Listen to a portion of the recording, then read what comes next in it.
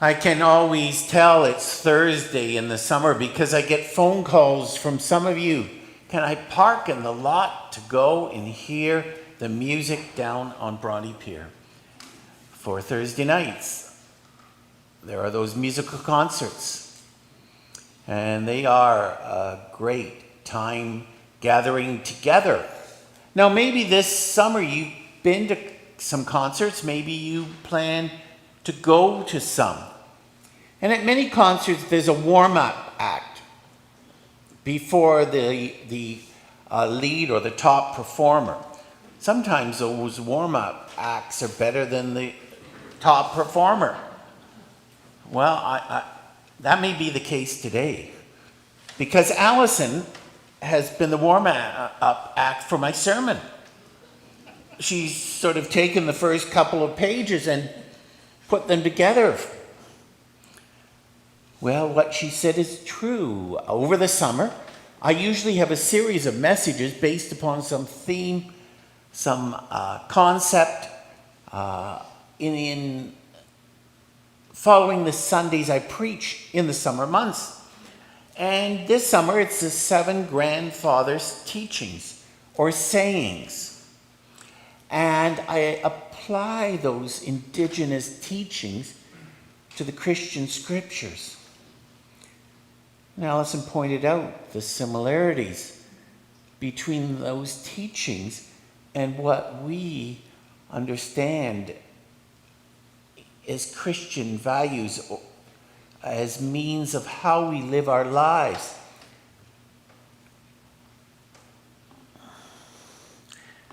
These are based upon love, respect, bravery, truth, honesty, and humility and wisdom. The tradition says that long ago a messenger was sent, and the messenger found out that the people were not living out those values. Some had hate for others. Some displayed disrespectful actions, were afraid or told lies or cheated. Others revealed pride or were full of shame. So the messenger came across a child who was chosen to be taught by the 7 grandfathers to live a good life. And those were the lessons that were taught. Today we are considering respect. Now at this point I was going to take out my phone and go to YouTube and play the song Respect by Aretha. But I was concerned that Facebook might not like in terms of copyright. But I don't want us to be not posted. But think of R-E-S-P-E-C-T, that song. Treating those around you the way you want to be treated. Respect does not allow you to be harmful to yourself or to others. You're not to be harmful to the community, to the society. Respect. The other day I did a real old school activity. And I thought, how long has it been since I've done that? Maybe you can ask yourself. I wrote a handwritten note. I put it in a hand-addressed paper envelope. Then I put a stamp on it and I mailed it at a post box. Maybe you do that regularly, but with emails and texts, those type of activities have disappeared for many. And I was putting the stamp on and I looked at it and I realized it was a beautiful picture of the Gaspé coast. Those tall rocks along the Gulf of St. Lawrence. Have you ever been there? It is magnificent. We are certainly blessed as a nation. And as I was putting the stamp on, I stopped and I pondered the gift of Canada in that small stamp. That gorgeous stamp, putting it on a Walton envelope to mail. Today's grandfather teaching, respect, reminds us too, on this Canada Day, to respect this nation God has given to us, has blessed us with. It's a gift that we are to be stewards of, that we are to not abuse, but to use and pass on to the generations that will follow. In our psalm today we read, I will sing of the Lord's great love. This love is for what? Forever. I will sing with my mouth. I will make your faithfulness known through all generations. God has been faithful and good, and not so good times throughout the generations. When we have succeeded and when we have fallen flat on our faces, God is faithful, and we sing of the Lord's great love forever. Now, today is a controversial day. Some say this day should never be celebrated by Christians. Some would say a Canadian flag should never be brought into a church sanctuary, that the national anthem should not have been sung at the start of the service, that this is a day of mourning, that, if you will, are dressed in black instead of red. Yes, Canada has had tragic times in our history. The residential school system, the internments in World War II, the turning away of the MS St. Louis, a ship full of German Jews fleeing Hitler. Some of the dark actions of our nation's history. But if you think of the country as a person, do our failures in our lives define our whole being? When you or I have made a mistake, do those mistakes define who we are for the rest of our existence? I think we need to learn from our history. We need to understand our history. But we are far more than our errors and tragedies. There have been blessings for so many. History tells us that Canada Day is a commemoration of July 1st, 1867, when the British North American Act, now known as the Constitution Act, united Nova Scotia, New Brunswick, and the province of Canada into a single country.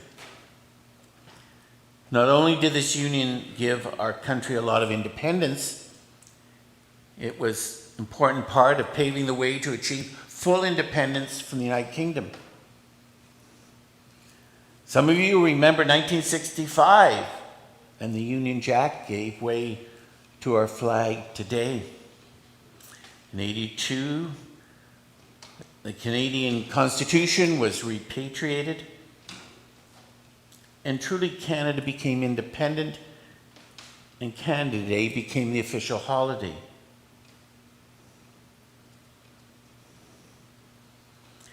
How many of your ancestors were here before 1867?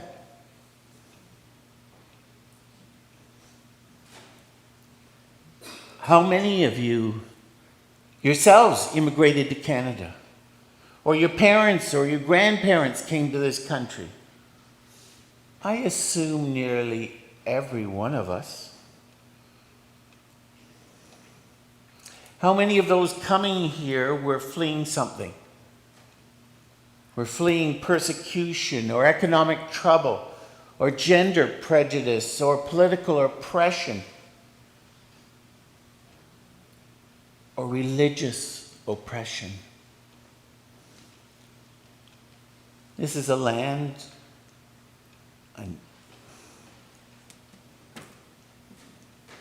that is full of immigrants in one way or another. Here on First Nation land, our land acknowledgement at the beginning of the service. And we've come for a variety of reasons, maybe in your generation or 6 or 8 generations before you. People have also come for good reasons, for love. Think of the war brides at the end of World War II who immigrated to Canada. You see, Canada has been a refuge for many. Jen M. wrote in her blog why she respects, appreciates, and values Canada. And I've shortened and personalized some of her thoughts to share them with you today. As I share them, in your mind, check off the ones you respect. Check off the ones you give thanks for. Check off the ones that apply to you.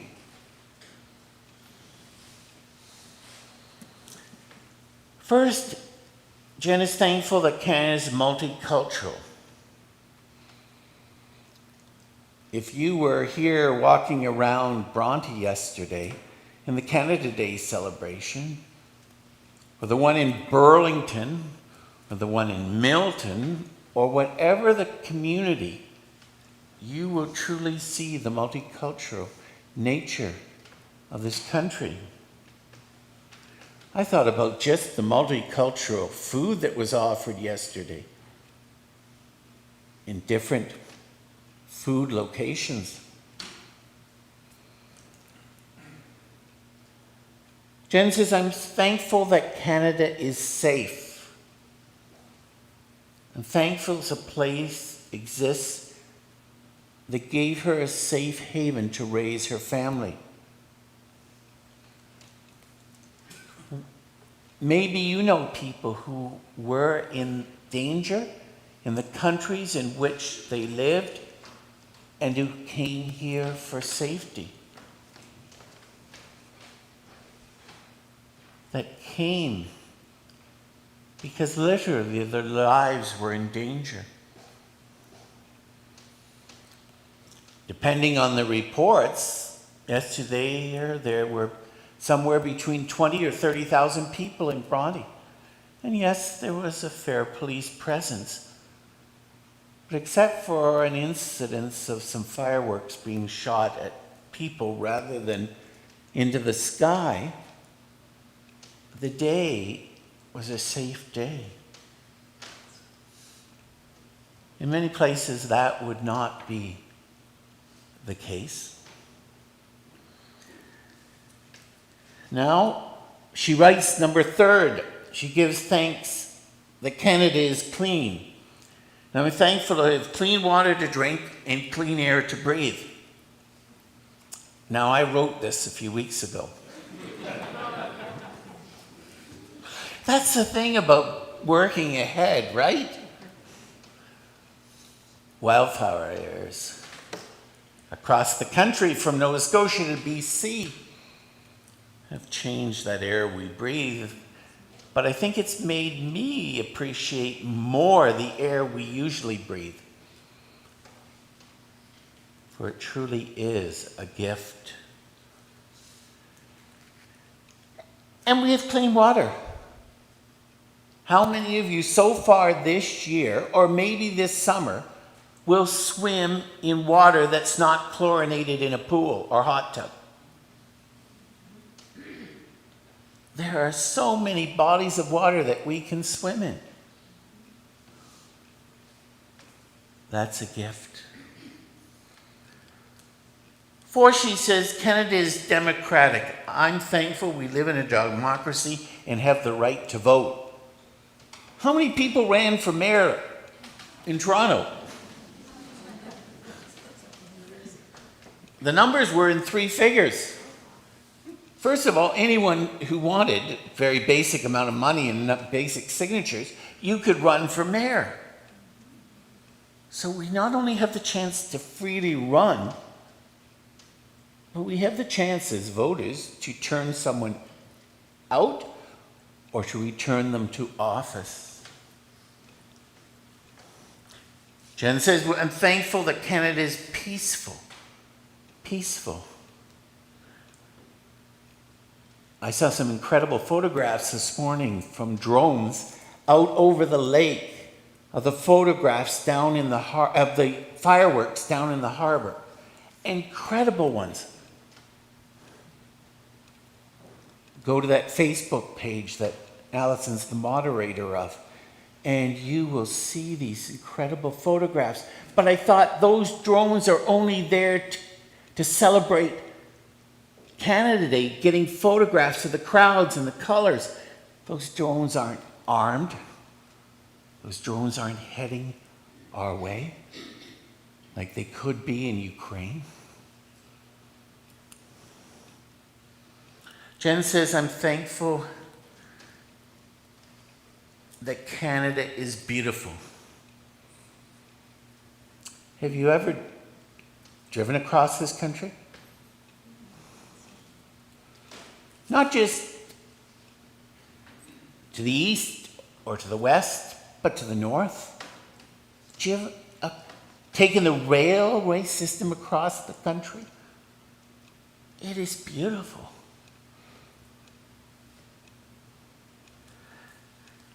Now, the 7th one Jen suggests may not be one you agree with. She gives thanks that Canada is seasonable. She gives thanks that there are 4 seasons in Canada. But really, think about endless summer, what it might be like. Or endless winter. Or the 2 hip seasons in between. The constant changing of our scenery, our surroundings, is what a gift of beauty. She says, number 8 is delicious. I'm thankful Canada is delicious. Now, food prices have certainly inflated for a variety of reasons, but there are stores, and the stores have much food in them.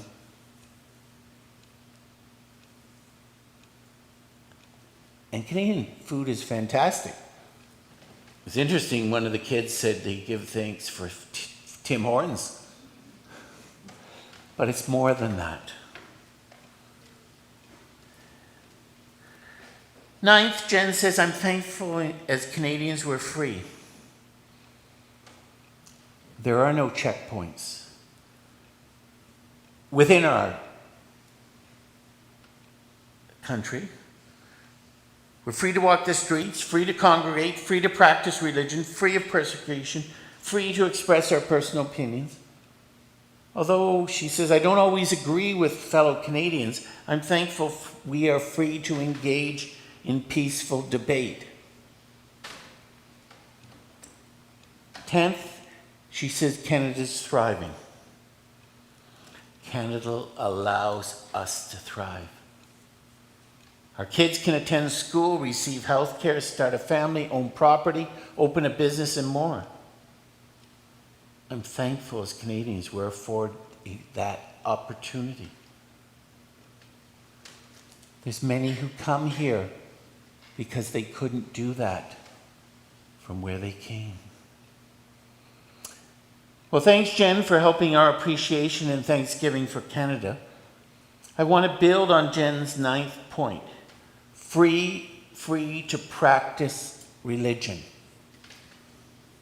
Yes, we've seen vandalism and violence over the last year directed at various religions, including Christianity. There's been churches burnt. There's been mosques vandalized. But you see, the difference is in Canada, it's hateful individuals or small groups behind it. It's not the government. It's not the government. But in many countries in the world, there's a government-sanctioned or initiated vandalism or violence towards certain groups. So what a gift we can gather here on Sunday after Sunday. On the Sundays of this summer, we can learn, serve, and have community. On this Canada Day, let us have some RESPECT for this nation. Let us pray.